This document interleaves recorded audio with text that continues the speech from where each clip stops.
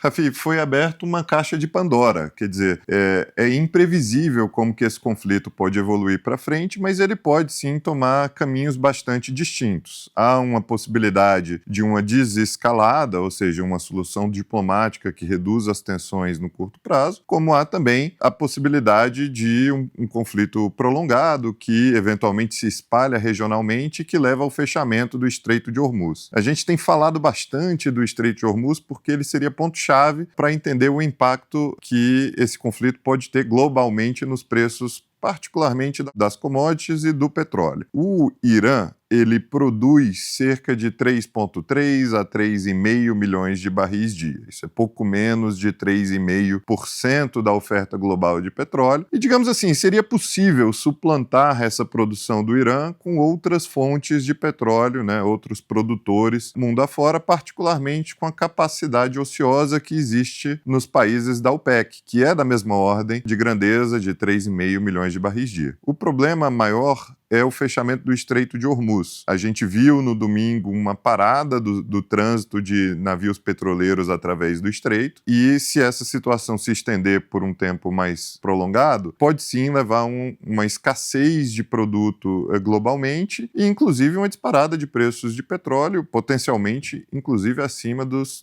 3 dígitos, dos $100 por barril. Isso porque através do Estreito de Hormuz passam mais de 20 milhões de barris dia. Isso é 20%, um quinto da oferta global de petróleo e é mais de um quarto do comércio marítimo de petróleo globalmente. Então, vamos dizer, para esse possível problema do Estreito de Hormuz, não existe uma solução logística de curto prazo que permitiria exportar esses barris sem transitar por lá. Por isso, Rafi, eu falava mais cedo que tem caminhos muito diferentes aqui possíveis que essa situação pode tomar, né? Formas como pode evoluir. Num cenário, vamos dizer, mais prolongado de crise, particularmente lá no Estreito de Hormuz, a gente pode sim sentir uma certa escassez de produto globalmente. Aqui no Brasil, o Brasil é exportador líquido de petróleo, mas a gente não é imune aos efeitos desse conflito. Há claramente um efeito de preços, né? Então a gente tem visto, como você comentou, um aumento do petróleo Brent. É esperado também um aumento dos produtos, né, dos derivados, como a gasolina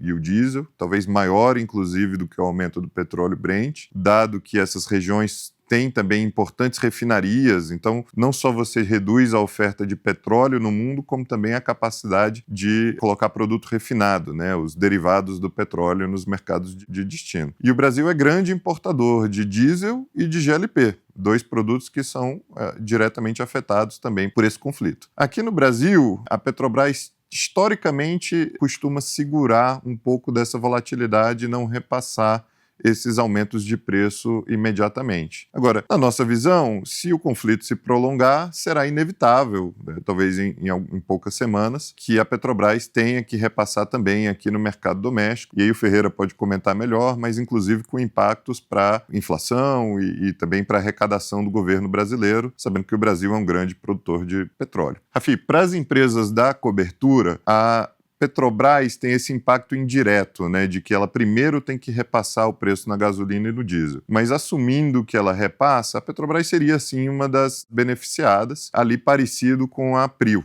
Um impacto mais ou menos da ordem de 5 pontos percentuais em relação ao valor de mercado da empresa a cada $10 por barril de aumento de preço de petróleo. É mais ou menos o que a gente tem visto aí, o petróleo saindo de uma faixa que estava entre 65 e 70 para uma faixa que agora está mais para casa de 75, 80. Vale também se a gente andar mais $10 para frente, né? Isso é Petrobras e Prio, são as nossas preferências. Não são as maiores alavancagens ao preço do petróleo do setor, mas, a nosso ver, são esses 2 papéis, e particularmente a Prio, oferecem a melhor relação de risco e retorno. As maiores alavancagens são a Brava e a PetroRecôncavo. No caso da Brava, se a gente excluir os efeitos dos hedges, essa alavancagem chega a 10 pontos percentuais em relação ao valor de mercado da empresa para cada $10 por barril, de novo, na média de um ano de preço de petróleo mais elevado. Isso serve para dar uma ideia aqui para o investidor de quanto pode mudar, vamos dizer, o retorno desses papéis nos seus investimentos em função da escalada desse conflito.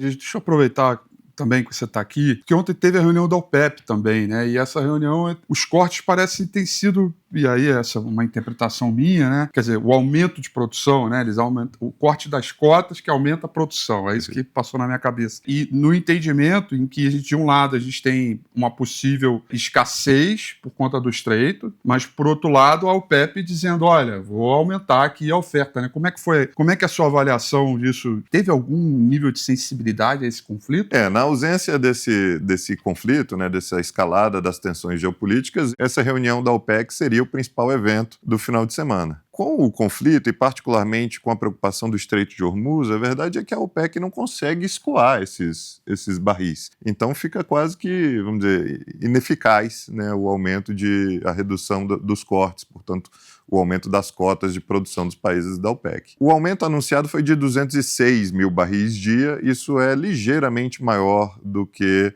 o que o mercado esperava e o que estava, vamos dizer, no calendário de retomada dessas cotas, que era uma retomada mais para casa de 130 mil barris dia. É um delta relativamente pequeno, Rafi. A gente chegou a discutir no mercado se a OPEC não poderia eventualmente acelerar mais, fazer 2, 3 vezes o tamanho da retomada que estava prevista. E aí, talvez só para relembrar aqui para quem nos acompanha, 8 países membros da OPEC tinham feito cortes voluntários das suas produções para manter o mercado equilibrado e os preços de petróleo mais estáveis num patamar mais alto. Esses países têm, desde o ano passado, revertido esses cortes. Quer dizer, portanto, aumentado as suas cotas de produção. De lá para cá, Rafi, já voltaram 2,9 milhões de barris dia. É bastante relevante da oferta global e é muito também do motivo pelo qual o mercado vinha tão negativo com a visão de preços de petróleo. Essa colocada de novos barris no mercado foi muito, muito rápida pela OPEC, mas ele foi inteiramente absorvido pelo mercado e particularmente pela China, que aumentou muito os seus estoques ao longo desses últimos trimestres todos e que, portanto, agora tem um colchão